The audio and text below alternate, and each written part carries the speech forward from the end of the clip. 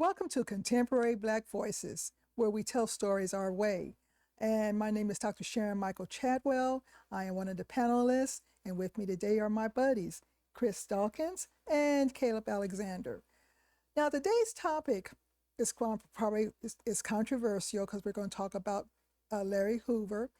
But before we talk about Larry Hoover, I want to make sure that you, our audience, understands the difference between when a sentence is commuted versus a pardon. So a sentence is commuted allows the prisoner or the inmate to go home. However, it is not removed from the records, which means because they're commuted, then especially at the federal level, that person cannot vote. However, when they're pardoned, there's no evidence of the crime, and their rights are restored to include voting. So in Larry Hoover's case, his sentence was commuted, but a rapper who is one of the songwriters for one of the basketball teams, his sentence was pardoned. So there's a lot of questions as to the ifs and whys this is happening. What does it mean to us as Black people? But one of the big controversies is his sentence got commuted, but all of those January 6 people, criminals who stormed the Capitol, every last one of their sentences got pardoned. So, Caleb, what are your thoughts about? I know. I will defer to my brother Chris. Chris, what are your thoughts? I don't run in no circles, so I don't know who Larry Hoover is. You don't know who Larry Hoover is. Larry Hoover was a gang leader in Chicago, and he set up an organization called the Gangster Disciples.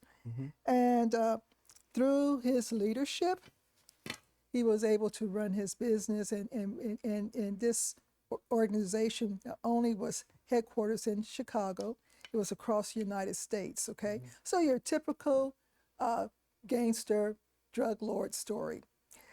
One of the things that happened under his leadership was that someone got killed. He killed a kingpin and then ended up in prison.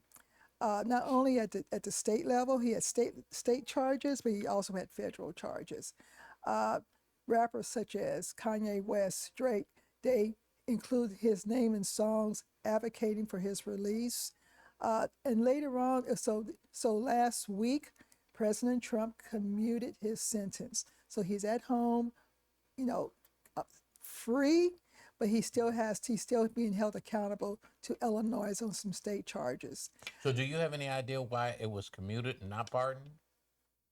I have some thoughts. Go ahead. Well, okay. We're among friends. And then ain't nobody watching just us. And then this rapper, YoungBoy.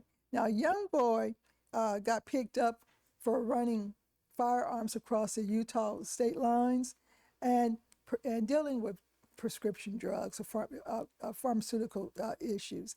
He did a plea bargain to where he said, yeah, I did do some fraud in terms of prescription fraud and other types of crimes.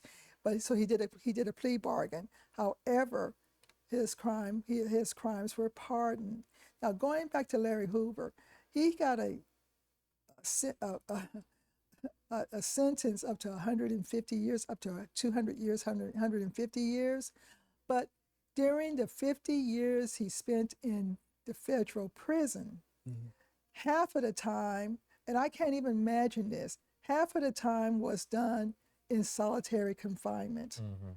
So, and they're saying that it was done in solitary confinement because they felt that he was still running his organization from the prison, which a lot of these guys do.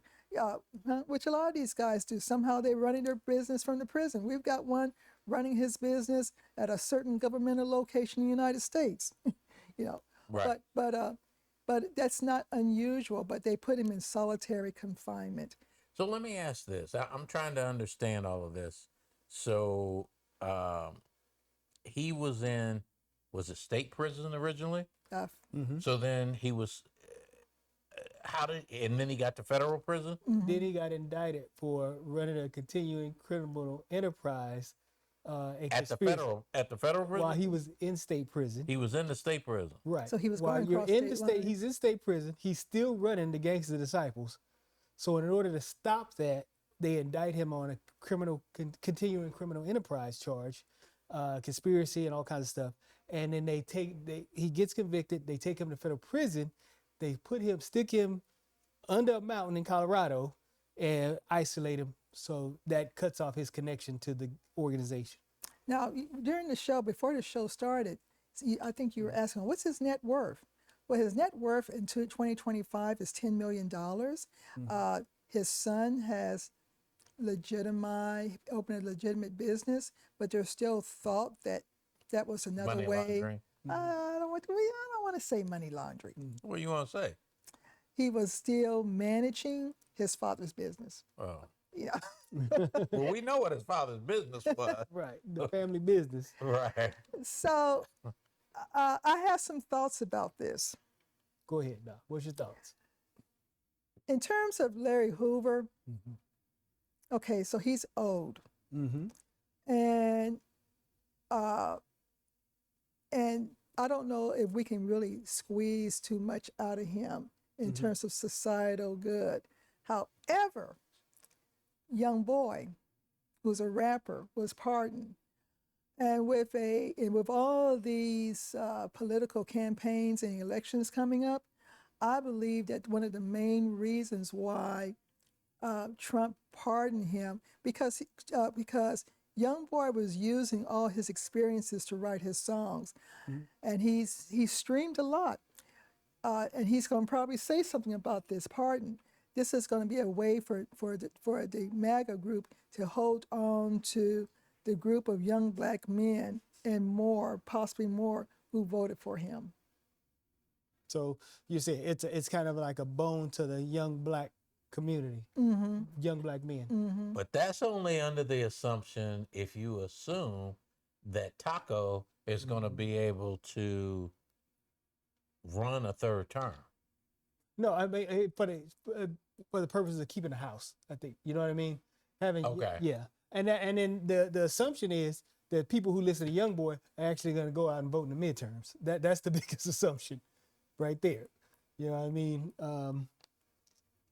This Hoover stuff, I have some stuff to say about it, but I think I will reserve that to our next segment. Yeah, so we're going to go ahead and let it all hang out in part 2.